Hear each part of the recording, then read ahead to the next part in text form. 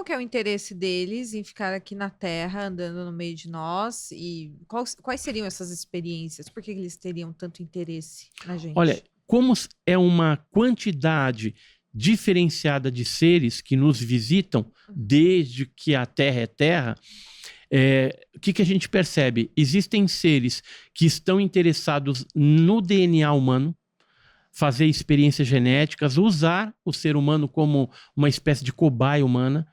E existem alguns seres que estão interessados em pequenas coisas, pegar, às vezes, capturar pequenos animais, algumas plantas, alguns interessados na riqueza mineral do nosso planeta, né? Já foi visto, por exemplo, seres coletando alguma coisa na Terra, justamente em locais onde tem jazidas de alguns determinados minérios, né? Por exemplo, onde tem ouro, prata, chumbo, urânio, areia monazítica, nióbio, né? Que são coisas que a gente usa aqui também costumeiramente para nossas naves aí espaciais. De repente, eles podem estar usando para esse propósito ou para algum outro tipo de propósito. Então, existem seres variados, motivos variados. Com relação às abduções, deixa eu te mostrar alguma coisa aqui. E por que os militares, eles têm esse conhecimento e eles escondem da população, certo? Por que que eles escondem tanto assim da população? Se tantas pessoas já tiveram avistamento, já tem grupos de estudos, muitas pessoas que acreditam nisso, por que que é tudo um segredo, é tão oculto? Já te falou isso. Vamos só falar um pouquinho das abduções Vamos. para você ter uma ideia. Então aqui, por exemplo, é um caso brasileiro, o caso Antônio Nelson Tasca, que aconteceu em Chapecó, e ele foi abduzido, né, levado para dentro da nave, sofreu lá algumas experiências genéticas, e quando ele voltou com as costas queimadas, marcado, né? Isso é bem comum. E quem é esse? Essa seria a descrição da Kabbalah, que seria, ela deu o nome de Kabbalah, e ela teria tido esse contato com o Antônio Nelson Tasca, que é um advogado de direito lá de Chapecó, Santa Catarina, em 83. Aqui é um outro caso, por exemplo, uma pessoa que sofreu queimaduras, né? É o caso Michalak, que aconteceu lá no Canadá. Tem outros casos mais graves, que a pessoa ficou exposta ao campo da nave e depois teve câncer, né? O caso, por exemplo, o Cash Landrum, né, que aconteceu no Texas, Estados Unidos, em 1980, né? E aí elas tentaram processar até o governo norte-americano por conta do acobertamento e porque elas foram expostas a algum tipo de radiação, alguma coisa, e não se sabe se isso aqui, que apareceu um objeto em forma de diamante, era, na verdade, um OVNI, que tinha sido capturado pelos americanos, porque havia na cena do crime uns helicópteros negros, então, que eram helicópteros militares norte-americanos. Então, isso aí que fez e animou elas de repente processarem o governo norte-americano e ganhar uma indenização por conta da consequência que elas tiveram de ser afetada em sua saúde, né? E deu certo? Elas não deu certo, porque o governo, naquela época, em 80, não reconhecia o fenômeno, não aceitava, assim, não tinha expedido algum tipo de normativo falando, olha, disco voador existe, vida extraterrestre existe, então não tinha isso. Outra coisa, quando ocorre também essas experiências genéticas, por vezes são feitos implantes, né? Aqui é um desenho geralmente é feito pelas narinas, ou eles colocam em algumas partes do corpo, e alguns desses implantes são metálicos, outros são biológicos e outros são vivos. Eles colocam um ser vivo dentro da pessoa. Sério? Mas aí a pessoa detecta que não é de uma biologia humana. Quando o implante é metálico, basta um raio-x e aparece um implante. Aqui alguns implantes que foram retirados, né, de algumas vítimas aí. São todos iguais? Não, são diferenciados. E assim, parecido, uma cápsula.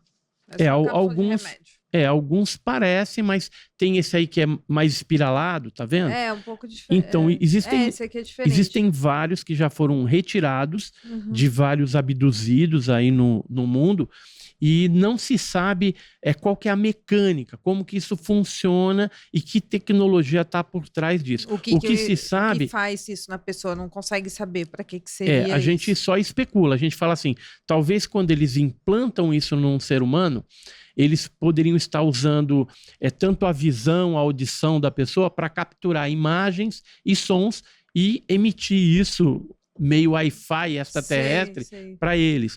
Ou, de repente, poderia ser um microsistema que seria acionado em alguns momentos e esses seres colocariam ordens mentais naquela pessoa. Vá para tal lugar, encontre tal pessoa, faça isso, faça aquilo. Então, se especula, né, se conjectura que poderia ser isso. O que a gente tem de concreto nos implantes é a questão da composição química, que geralmente são elementos muito puros. Então, se for magnésio, é magnésio em alta concentração de pureza. Se for alumínio, em alta concentração de pureza, coisa que não está disponível nesse alto grau de pureza na natureza.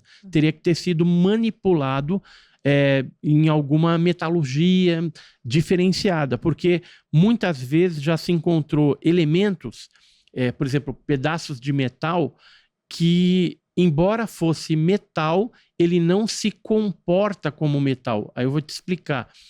Se pegar aquele metal em condições específicas de luz, ele se transforma num vidro, como se fosse um vidro transparente, que você enxerga o outro lado. Tem um pedaço de um objeto desse no Museu OVNI, lá na Argentina.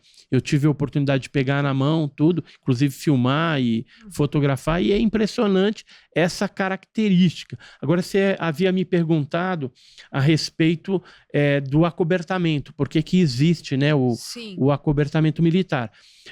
Principalmente porque está ocorrendo as abduções, e eles não querem gerar um pânico na população, mas o motivo principal do acobertamento é por conta de uma ganância tecnológica que os governos, os militares e áreas de inteligência têm. Então, o que eles querem? Pegar o disco voador, com aquela tecnologia avançada, fazer uma engenharia reversa, e, através da engenharia reversa, transformar essa tecnologia avançada em material bélico, em aeronaves e em outras coisas que vai colocar aquela nação ou aquele grupo de pessoas de inteligência, militares, à frente dos seus inimigos potenciais. Vou te explicar melhor. Se for os Estados Unidos, ele ficaria numa posição de vanguarda na frente da China e também da Rússia. Com tecnologias muito mais avançadas. Exatamente. Hoje existe uma guerra fria, uma corrida muito grande, tanto da China, da Rússia e dos Estados Unidos, em busca desses materiais, seja de implantes, seja de naves acidentadas ou naves abatidas, que também tem isso. E esses metamateriais ou ultramateriais, tem uma diferenciação. O ultramaterial, por exemplo, ele traz um elemento químico, né, um metal ali, que, embora ele conste da tabela periódica nossa, ele vai ter na sua composição isotópica, ou seja, os isótopos daquele metal, ele é diferente de tudo aquilo que tem na Terra. Ou seja, ele veio de fora, ele é extraterrestre. E a gente tem, por exemplo, o caso de Ubatuba, que ocorreu em 1957, uma explosão de um OVNI, onde esse material foi analisado por um microbiologista chamado Gary Nolan, e o Gary Nolan recebeu esses fragmentos, né, para análise lá em Stanford, nos Estados Unidos, através das mãos do físico Jacques Vallée. Jacques Vallée é conhecidíssimo aí na ufologia, foi consultor do Bigelow Aerospace, do Bob Bigelow, aquele milionário que mexe com OVNI também, e também a NASA, né, ela contratou o Jacques Vallée para ser consultor também de algumas coisas. E hoje ele está lá no Vale do Silício, bem articulado com esses cientistas, e sempre que ele tem oportunidade, ele obtendo algum material de OVNIs, de objetos voadores não identificados, ele acaba levando para fazer uma análise científica. E o caso de Ubatuba, ele não foi diferente, aconteceu isso. Vou te mostrar aqui alguma coisa que é melhor a gente mostrar do que a gente ficar... Deixa eu só ver se eu coloquei aqui o caso de Ubatuba, porque eu separei os casos mais conhecidos para a gente falar. Uhum. Não, acho que esse não. Esse eu não separei aqui para a gente falar. Então já vamos abordar ele. Mas antes eu queria perguntar para você se você acredita que, por exemplo, a NASA, cientistas, tem algum contato direto com alienígenas. Eu vou falar do caso de Ubatuba e já te respondo essa pergunta com um documento. Tá bom. Beleza? Ubatuba, então, o que aconteceu? Em 1957, explodiu o objeto na Praia das Toninhas, no litoral norte de São Paulo.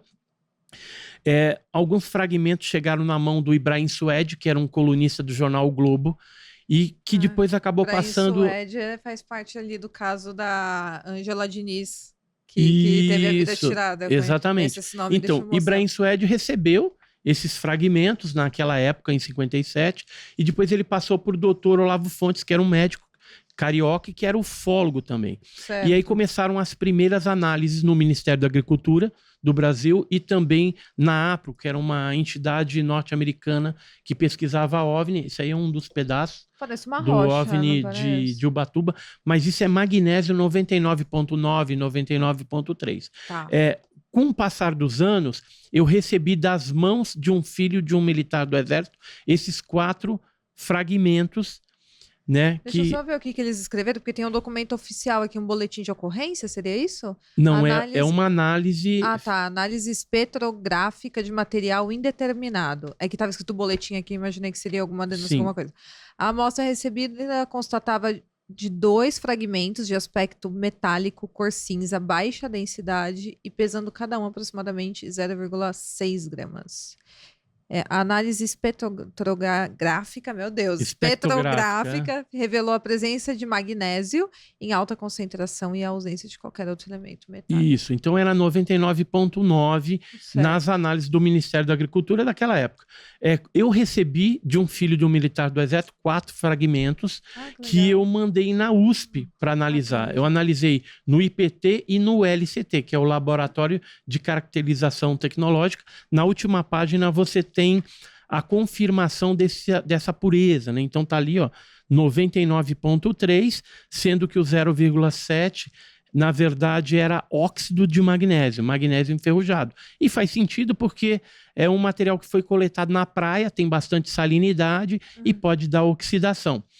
Mas o material que o Gary Nolan analisou, ele veio desse Museu OVNI, que fica na Argentina. Eu estive lá visitando o museu, tive a oportunidade de pegar esse material na mão também, e o Jacques Vallée mandou para o Gary Nolan alguns fragmentos para análise. Aqui é o Gary Nolan. Que foram coletados em Ubatuba. Foi parar lá nos Estados Unidos, na faculdade Foi parar na Argentina. Foi primeiro para a Argentina, da Argentina para Stanford, né, nos Estados Unidos, e ele fez uma análise isotópica e descobriu que o material era 30% diferente do magnésio encontrado na Terra, ou seja, não era um material terrestre. Então é extraterrestre.